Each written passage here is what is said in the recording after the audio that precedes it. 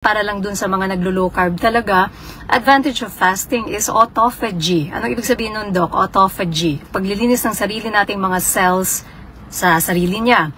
Right? And so in this way, it helps with longevity. So pampahaba ng buhay. It helps with preventing cancers kasi nawawala yung mga abnormal cells, nalilinis. It prevents type 3 diabetes. Kung hindi nyo pa narinig yun, type 3 diabetes relates to your brain health po, Alzheimer's. Natutulungan po ng fasting lahat ng mga yan. But wag agad-agad, don't do it na parang nakita nyo may 72 hours tapos bibiglain nyo rin sarili nyo. You always start off by doing low carb muna. And then after masanay ang katawan ninyo sa paglo-low carb, it will allow you to go longer without food.